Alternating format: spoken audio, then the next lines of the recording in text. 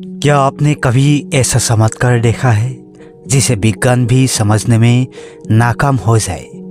एक गरीब किसान, उसकी बीमार बेटी और गंगा नदी के पवित्र जल के बीच हुई ऐसी घटना जिसने हजारों लोगों को स्तब्ध कर दिया। कुंभ मेले में साधु निरंजनानंद ने दिखाया ऐसा दिव्य चमत्कार जिसने एक बीमार बच्ची को पल भर में जीवन दान दे दिया। क्या यह आस्था की शक्ति थी या कुछ ऐसा रहस्य जिसे कोई नहीं समझ सकता? इस कहानी को जानने के बाद आपकी जिंदगी हमेशा के लिए बदल जाएगी। नमस्कार दोस्तों, मैं हूँ जीसू और आप लोग देख रहे हैं जीसू असम। चैनल को सब्सक्राइब कीजिए और वीडियो को लाइक कीजिए और कमेंट में लिख दीजिए हर हर महादेव। हरिद्वार के पावन नगर में कुंभ मेले का दृश्य अद्वितीय था। हर 12 साल में आयोजित होने वाला यह मेला न केवल धार्मिक दृष्टिकोण से महत्वपूर्ण है बल्कि सांस्कृतिक और आध्यात्मिक पहलुओं का भी प्रतीक है। यहाँ लाखों श्रद्धालु देश भर से आते हैं, गंगा में डुबकी लगाते हैं और मोक्ष की कामना करते हैं। गंगा के पवित्र तट पर चारों ओर भक्ति का अद्भुत माहौल था। भक्तजन गंगा स्नान करते हुए भगवान शिव और गंगा माँ के जय कार्य लगा रहे थे। साधु संत अपने तंबुओं में धार्मिक अनुष्ठान कर रहे थे। कहीं भजन कीर्तन की गूंज थी तो कहीं यज्ञ और हवन का आयोजन। यह दृश्य मानो धरती पर स्वर्ग का एहसास करा रहा था। इस मेले में साधु निरंजनानंद का तंबू गंगा के किनारे स्थित था। स्वामी निरंजनानंद का नाम पूरे क्षेत्र में प्रसिद्ध था। कहा जाता था कि उन्होंने 25 वर्ष तक हिमालय में कठोर तपस्या की थी। उनकी साधना का स्तर इतना ऊंचा था कि लोग उन्हें चमत्कारी साधु मानते थे। उनके भक्तों का मानना था कि साधु जी किसी भी असंभव को संभव बना सकते हैं। हालांकि स्वामी जी स्वयं को कभी किसी चमत्कारी व्यक्ति के रूप में प्रस्तुत नहीं करते थे। वो हमेशा कहते हैं केवल गंगा माँ और आपकी आस्था का माध्यम हो। उनका व्यक्तित्व अत्यंत विनम्र और करुणामय था। साधु निरंजनानंद का मुख्य उद्देश्य लोगों को आस्था और भक्ति का महत्व समझाना था। वो मानते थे कि सच्ची भक्ति से हर समस्या का समाधान हो सकता है। हरिद्वार से सैकड़ों किलोमीटर दूर उत्तर प्रदेश के एक छोटे से गांव में रामदीन नाम का एक किसान रहता था। रामदीन एक साधारण और ईमानदार व्यक्ति था। उसकी दुनिया उसकी इकलौती बेटी राधा के इर्द गिर्द घूमती थी। राधा एक हंसमुख और प्यारी बच्ची थी, लेकिन पिछले कुछ महीने से उसकी तबीयत खराब रहने लगी थी। डॉक्टरों और वैद्य के इलाज के बावजूद उसकी हालत में कोई सुधार नहीं हुआ। राधा अब बिस्तर पर पड़ गई थी। उसकी माँ का देहांत पहले ही हो चुका था और रामदीन उसकी हालत देखकर टूट गया था। एक दिन गांव के एक बुजुर्ग ने रामदीन से कहा, हरिद्वार में कुंभ मेला चल रहा है। वहाँ एक महान साधु आए हुए हैं। सुना है उनके आशीर्वाद से हर समस्या हल हो जाती है। तुम अपनी बेटी को लेकर वहाँ जाओ। यह रामदीन के लिए आखिरी उम्मीद थी।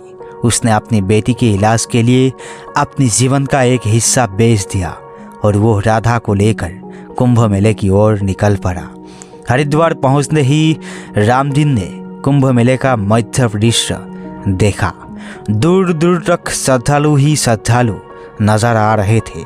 चारों ओर पूजा पाठ और धार्मिक अनुष्ठान हो रहे थे। गंगा के तट पर साधुओं का जमावड़ा था। कोई साधु ध्यान में लीन था तो कोई प्रवचन दे रहा था। रामदीन को साधु निरंजनानंद का तंबू ढूंढने में काफ़ी समय लगा। गंगा के किनारे स्थित इस तंबू के बाहर भक्तों की लंबी कतार लगी थी। हर कोई अपने कष्टों का समाधान पाने के लिए साधु जी के दर्शन करना चाहता था। रामदीन ने भी कतार में अपनी बारी का इंतजार किया। उसने राधा को गोद में लिया हुआ था और उसके चेहरे पर चिंता साफ झलक रही थी। आखिरकार रामदीन की बारी आई। साधु निरंजनानंद ध्यान की मुद्रा में बैठे थे। उनके चारों ओर एक दिव्य आभा फैल रही थी। रामदीन ने कांपते हुए अपनी परेशानी बताई। स्वामी जी, मेरी बेटी बहुत बीमार है। मैंने सब कुछ कर लिया, लेकिन कुछ काम नहीं आया। आप ही मेरे आखिरी उम्मीद है। साधु ने राधा की ओर देखा। उन्होंने धीरे से कहा, गंगा माँ की गोद में हर रोग का उपचार है। इसे गंगा के पवित्र जल में स्नान कराओ और सच्चे मन से प्रार्थना करो, बाकी गंगा माँ का आशीर्वाद तुम्हारे साथ होगा। रामदीन ने साधु की बात मानी। वो राधा को लेकर गंगा की ओर बढ़ा। साधु ने अपनी आंखें बंद कर ली और ध्यान मग्न हो गए। भीड़ शांत होकर यह दृश्य देखने लगी। गंगा के किनारे पहुंचकर रामदीन ने राधा को पवित्र जल में डुबकी लगवाई। जैसे ही राधा का शरीर गंगा के जल से भीगा, उसके चेहरे पर एक चमक आ गई। उसने अपनी आंखें खोली और मुस्कुराए। महीने से बीमार राधा अब बिल्कुल ठीक लग रही थी। वो अपने पिता से लिपट गए और कहने लगी, पिताजी, मुझे अब बिल्कुल भी दर्द नहीं हो रहा है।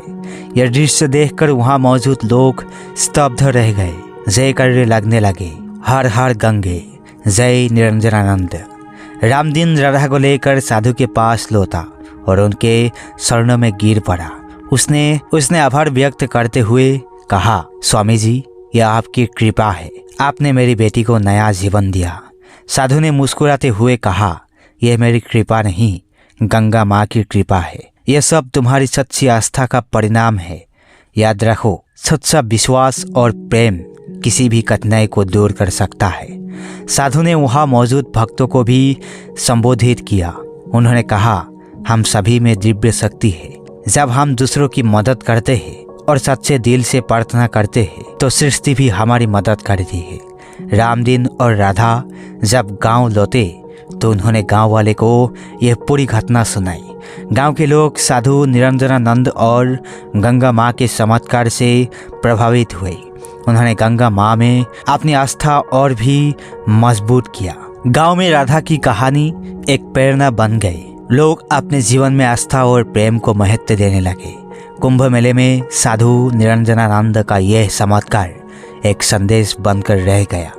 लोगों ने समझा कि सच्चा विश्वास और प्रेम किसी भी कठिनाई को दूर कर सकता है। ये कहानी न केवल रामदीन और राधा की थी, बल्कि हर उस व्यक्ति की थी जो आस्था के बल पर असंभव को संभव बनाना चाहता है।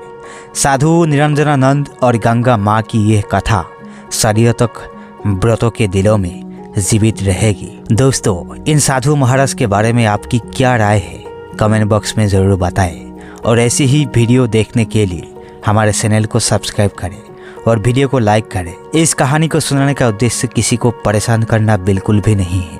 इस कहानी को सुनाने का उद्देश्य इस कहानी से कुछ न कुछ सीख सके और अपने जीवन में अप्लाई कर सके। इस वीडियो में इतना ही। मिलते हैं किसी नेक्स्ट वीडियो के साथ। तब तक के लिए जय हिंद, जय भारत, हर हर महादेव।